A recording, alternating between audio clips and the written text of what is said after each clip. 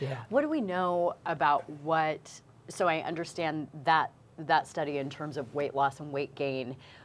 Did it look at, and how can we look at what it's doing to us? Like you talked about the gut microbiome or the cellular This is a great level. follow-up question, because Kevin Hall is now doing that level of study. Okay. So he's taking, I think it's 36 people, but he can only do one at a time in his lab. Right. And he's holding those people in his lab for 2 weeks. And he's feeding them ultra-processed food and then whole foods. And that's exactly what he's studying. What's it doing to our blood chemistry? What's it doing to our brain? Doing functional MRI to see what's stimulated in our brain. Because we think a lot of these chemicals in our food system are interrupting our ability to feel full. So we eat and eat and eat, we'd never feel full because of a dysregulation in signaling in our brain.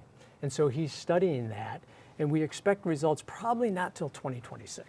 Okay, but a lot of people are already talking about, well, this is by design. I mean, and we don't need to get into the politics of all of this, but it's fact that big tobacco bought big food. A lot of the same people who got us addicted to cigarettes are getting us addicted to food. And there's the whole food addiction controversy, right? Yeah, yeah. So some people believe our foods are addictive. Some people say, no, it doesn't satisfy all their criteria. I lean towards the addictive. You know, you take that food away and people have withdrawal symptoms. Is it by design? Is there some grand scheme by some grand poobah out there?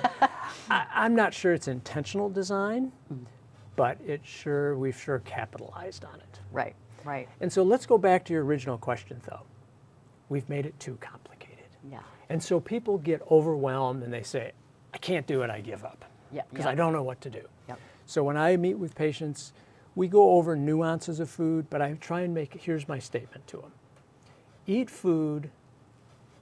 the widest variety of food, as close to the whole as possible, with as little processing as possible.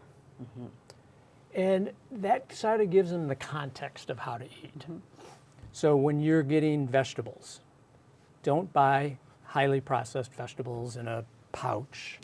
Buy fresh vegetables, but in the winter we don't have good fresh vegetables, we don't grow vegetables.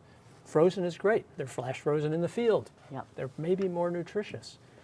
So that's sort of the message for this. Yeah. And certainly we have to take into the fact cultural differences.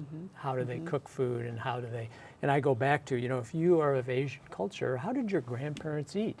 That's how you were kind of designed to eat. If you're in Eastern Indian, how did your grandparents eat? And I say grandparents and not parents because grandparents ate 60, 70 years ago. Right. And we've had ultra-processed food since the mid-50s, really exponentially for the last 30 years or so. So that's really my message. You want to eat vegan? Great. I have no problem with vegan. Understand the holes in vegan eating and how you have to supplement. You want to eat carnivore? There's actually pretty decent literature that carnivore is not going to kill you. I really encourage, though, a wide variety of foods. So what we're learning about, you'd mentioned the gut microbiome. So that's the 50 trillion bacteria, fungus, viruses in our gut. Those are us, okay? They're not competing with us.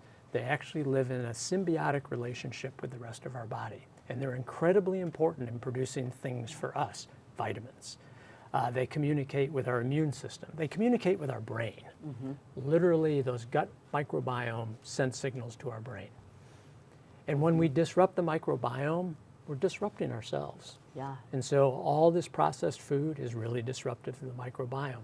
Artificial sweeteners are very disruptive to the microbiome, and we're just beginning to explore that.